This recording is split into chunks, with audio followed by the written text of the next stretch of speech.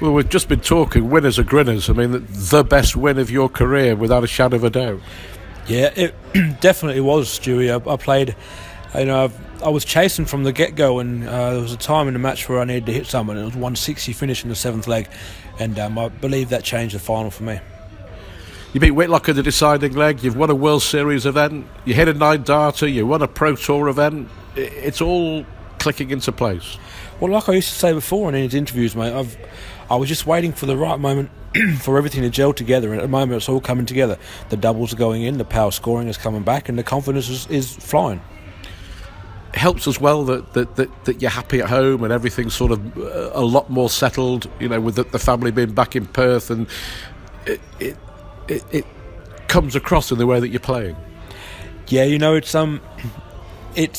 it helps me a lot. The wife and boy came across for a good 6 weeks not long ago to England, so I spent the whole 6 weeks with them, waking up every morning, seeing him laying next to me and just having a good smile on my face. It's refreshing. A lot of guys in England don't get where I'm coming from when I say stuff like that, because they're always with their families, or they're always close by with their families. Being away from your family for a good 6 months at a time, it's a real killer. And when they come across, it's refreshing, and just it boosts your I don't know, how can we say it? You just get a boost from it. What happened in Auckland, has that given you even more belief that you can go on and achieve a heck of a lot more in this sport? I think it's more. I think I knew I had the ability to do it, Stu. I always knew I've had the ability. What it was I doubted my doubles. My finishing was my key in my games. I've always doubted it. I think on the weekend, I usually hate tops, but on the weekend, tops was my best friend. So what's now? What's the plan? What's the aim? What's the ambition? I've always said top 20. I want to get to the top 20. I mean, last year it was a top 30. We got to that spot. I want to get to the top 20. Unfortunately, with the Worlds and the visa situation that happened, that put a big roadblock in front of that. So right now, I've got to come back and think, look, we can get to top 25. That'll be a goal. But ultimately, top 20 is what we want by the end of the year. Looking back, I mean, obviously the visa issue last year was a massive blow, and it cost you a lot of money, a lot of tournaments, a lot of time. But in hindsight, maybe it's given you a fresh look on things.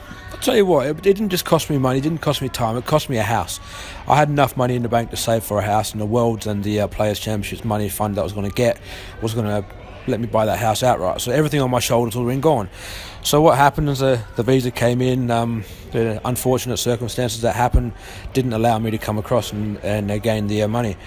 Well, as you said, it gave me a good 2 months off break. When I went home, sat down and thought, is it worth it? Is it worth it not? Is it worth it? Is it worth it not? I sat down and looked at my CV. I started doing my CV again, thinking if it didn't go through, I'd have to get a job. And then I thought to myself, well, look, if it comes through, you got to hit the board again. I didn't touch a dart whilst I was home, because I've got a thing in my mind, if you go home, it's family time for me, because I'm always away. I come back to the UK Open qualifiers, got to the quarterfinals on the first day. And then, health-wise, I got a benign floater in my right eye, and that sent me for 6. So it was just a matter of, I had to get rid of that to get back into the thing, and I had to get lasering done a couple of months after. It's coming back now, but it's still a bit blurry in the left eye. As I say, it's just a matter of keeping on top of that and just keeping the focus and confidence up. The adversity, in many ways, has made you stronger, I think. Oh, it has. It's made you realise that it's not just going to be around forever. It could finish tomorrow, it could finish in a couple of weeks, it could finish in 10 years. I've just got to keep playing, doing what I do, Stu, and get to the spots where I want to, and that's later into of tournaments.